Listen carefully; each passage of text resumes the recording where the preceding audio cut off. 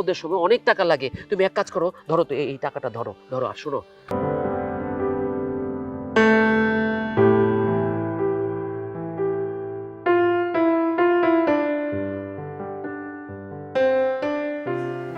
আসো বৌমা, আস্তে হাঁটো।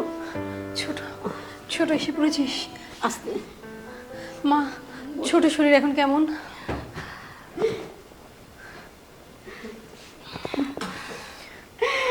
আমার নাতিটা। মন খারাপ করিস না ছোট, যা আবার তা তো হয়ে গেছে, দেখিস সব কিছু ঠিক হয়ে যাবে।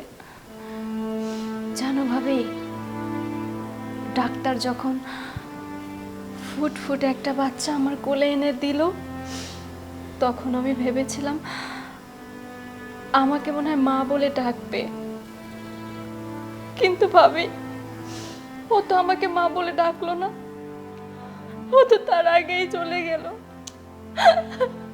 তোরও পাগলি, এত মন খারাপ করতে হয়?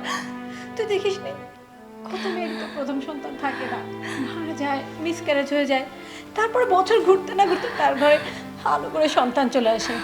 দেখবি বছর ঘুরতে না ঘুরতে আমাদের সংসারেও মেহমান চলে এসেছে।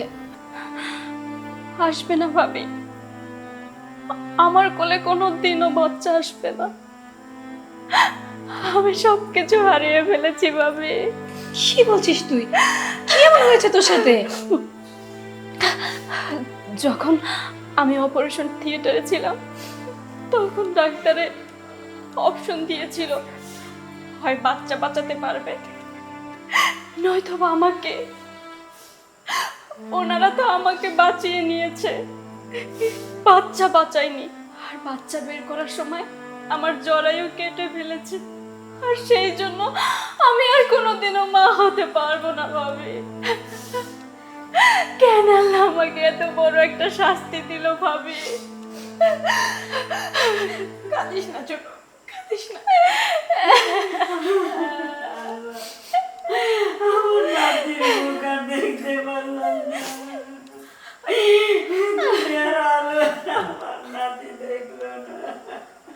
আম্মা, আম্মা আপনি কষ্ট পাবেন না, দেখবেন আল্লাহ ঠিক। অনেক অনেক জলদি আয়, দেখ দেখ বৌমা, বৌমা ব্যথা পেয়েছে।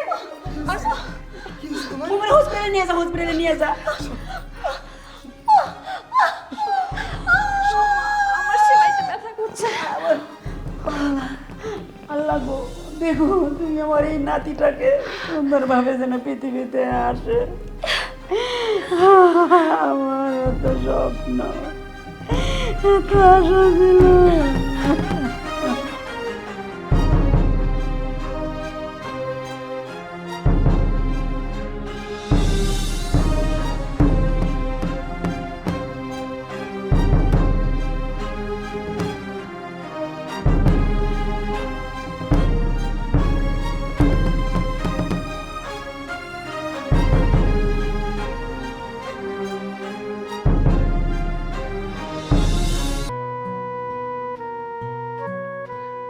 ভাই, আমারে ডাকছিলেন, কি ব্যাপার? তোমাকে ডাকছিলাম আসলে আমার বোনের এখন যে অবস্থা, তোমাদের বাসায় আমার যাওয়া উচিত, কিন্তু তোমার মা আমাকে যেভাবে অপমান করে বাড়ি থেকে বের করছে, ওই সময় আমার মনে একটা কথাই ছিল, তোমাদের বাড়িতে আর কোনোদিন যাব না। আল্লাহ যেন তোমাদের বাড়িতে আমারে কখনো না নেয়। আবার তোমার অবস্থাটা তো আমি জানি, তাই আমার তরফ থেকে আমি যতটুকু পারতেছি করতেছি। ভাই, এখানে কিছু টাকা আছে, তুমি রাখো। না ভাই, এটা এটা করেন না ভাই। আপনার কাছে অনেক টাকা নিয়েছি, অনেকবার অনেক টাকা দিয়ে সাহায্য করছেন। আসলে ভাই আমার আর দিয়েন না, অনেক টাকা পয়সা দিচ্ছেন। এবার যদি আমার টাকা পয়সা দেন তাহলে আমি ছোট হয়ে যাবো, আমি তো আমার বউয়ের কাছেই ছোট হয়ে যাবো। এখন আমি চেষ্টা করি, দেখি এবার যদি আমার বউয়ের জন্য কোনো কিছু আমি করতে পারি, অনেক পরিশ্রম করবো আমি প্রয়োজনে। তারপর আপনি আমার টাকা দিয়েন না ভাই। আরে আমি তোমারে কই দিতেছি, আমার একটা দায়িত্ব আছে না? এই টাকাটা আমি আমার বোনরে দিতেছি, ওর বাচ্চা হবে, আমি আমার ভাগ্নারে দিতেছি। তুমি না করো না, বিপদের সময় অনেক টাকা লাগে। তুমি এক কাজ করো, ধরো তো এই টাকাটা ধরো ধরো আর শোনো, তুমি কিন্তু কোনোভাবেই তোমার ভাবি মানে আমার বউরে এটা জানতে দিবা না, জানলেও রাগ করবো। আমি অনেক কষ্টে কিছু টাকা বাঁচাইয়া আমার বোনের জন্য দিতেছি এই টাকাটা।